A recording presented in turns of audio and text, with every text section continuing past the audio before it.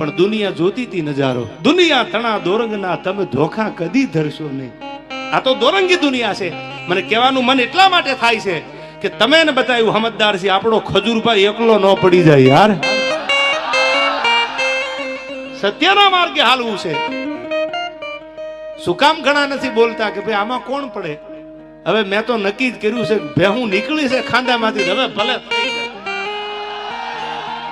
પણ ખજૂર તો મારો ખજૂર છે સાહેબ, જેને ગરીબના આહુડા નુયા છે. અને આજ તમે આની ભેળા નહીં હાલો, આજ તમે સત્યની હારે નહીં હાલો, તો તમે હાલશો કીધી તો મને કહેતા જાવ એટલે આગલા ડાયરામાં મને ખબર પડે બોલવાની. હાલવું છે ને ખજૂરભાઈ? હું તમને પંપ મારવા નથી આવ્યો ચાઇનાના, પણ એક સાચો માણા, સાચી રાહ માથે હાલવા વાળો માણા.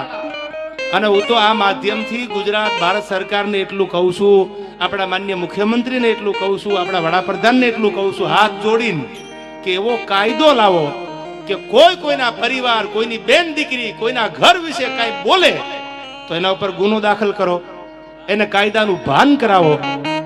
કોઈ હારા માણાની છબી ખરડાઈ જતી હોય અને આ દુનિયા ટગર ટગર જોવે અને પછી મજબૂર થઈને એને કંઈક કરવું પડે અને પછી એમ કે એકચ્યુઅલી કાયદો હાથમાં લીધો, તો તમે જ કાયદાને કહો ને. એવો કાયદો લાવો ને. વાણી સ્વતંત્રતાનો હક છે, એ મુદ્દાની વાત છે. ભારતમાં વાણી સ્વતંત્રનો હક છે, તમે ગમે એ બોલી શકો, પણ સારું બોલવાનો હક રાખો.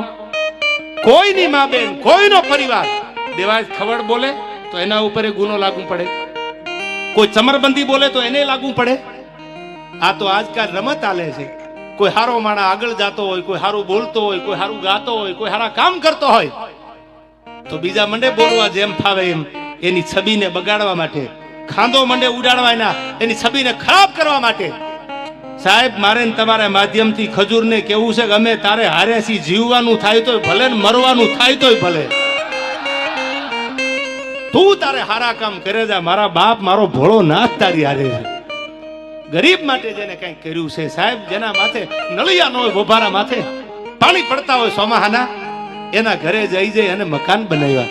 પૈસાની વાત નથી કરતો, ડોનેશન આપીને મકાન બને એ તો બરાબર છે, બનતા હોય, પણ પોતાનો પરિવાર મૂકીને ગામો ગામ, કિલોમીટર કિલોમીટર સુધી, હજારો કિલોમીટર એ માણસે કાપ્યા છે ને. તો હજી કહું છું કે આપણે આજ એનો સાથ નહીં આપી તો ખજૂર શહીદ થઈ જાય પછી આપણે ભેળા હાલશું?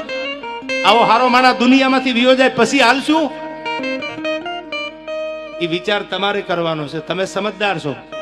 ઘણા મને કહેતા તમારે ન બોલાય, તમે આવું કઈ ન બોલતા.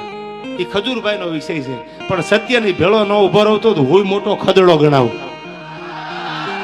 અને જે થશે એ હવે ભરી પીશું, નસીબ અમારા અને મારા ખજૂરના. પણ તમને એટલું કહું છું કે મારા બાપ, જો તમે સમજદાર હોય, તમે ભણેલા ગણેલા હોય, તમારી આંખે જો જોતા હોય ને, તો આજ આ કળયુગનો આપણો રામ ઈ ખજૂરને એકલો ન મૂકતા ગમે એ થઈ જાય ભેળા હાલવું છે યાર.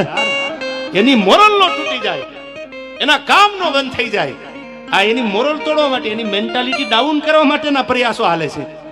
અને આ ટાણે જો તમે મારી કે હું કે તમે ખજૂર ભેળા ન રહી તો રે કોણ? એને એના કાકાના દીકરાનું મકાન બનાવ્યું, એને એના માસીના દીકરાનું મકાન બનાવ્યું, એને એના ફૂઈના દીકરાનું મકાન બનાવ્યું? ના, એને તો એક એક ગરીબના મકાન બનાવ્યા છે. એ ચાહે કોઈ પણ હોય, ઝૂંપડામાં રહેતો હોય, નાનો માણા હોય, કોઈ પણ જ્ઞાતિનો હોય, તો હજી એકવાર આકલો કરીને કહી દો કે આપણે જીવીને મરીએ ત્યાં સુધી કોની ભેળું રહેવું છે યાર? હા ડાયરો, હા યાર, આજ આપણે સત્યનો સાથ આપવો છે. બધાને કહું છું, હવે પછી સોશિયલ મીડિયામાં જ્યાં જ્યાં આવું થાય, તમને એવું લાગે કે સાચો માણસ એના પરિવાર વિશે, એની છબીને બગાડવા માટે આ થાય છે, તો ઉભા રહેજો. અને ટગર ટગર જો તમે જોશો ને તો એટલું યાદ રાખજો, 10 વર્ષ પછી, 5 વર્ષ પછી આ ઓડિયન્સમાં બેઠા ને, એનો દીકરો દાતાર બનશે, એનો દીકરો કલાકાર બનશે, આ બેઠા એમાંથી એનો દીકરો કથાકાર બનશે. તેથી આ અમારી હાલત છે ને, એ જ હાલત તમારા દીકરાની થવાની છે, એટલું યાદ રાખજો. આ કોઈની જાગીર નથી. દેવાજ ખબર તો આજ છે, કાલ નહીં હોય, તો કોઈ બીજા ગાતા હશે. તમારો દીકરો કલાકાર બનવાનો છે, તમારો દીકરો ખજૂર જેવો દાતાર બને, કોઈ 5 મકાન કોકના બનાવે. આજ જો ટગર ટગર જોશો તો કાલ દીને આવતા વાર નહીં લાગે. સત્યને સાથ આપજો. અને સત્ય પરેશાન હોય, રાણા પ્રતાપ લડ્યા ને એટલે રાણાનો ઇતિહાસ છે.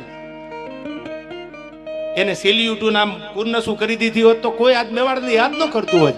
આજ મારે ને તમારે સત્યના હારે હાલવું છે, સત્યની સાથે હાલવું છે.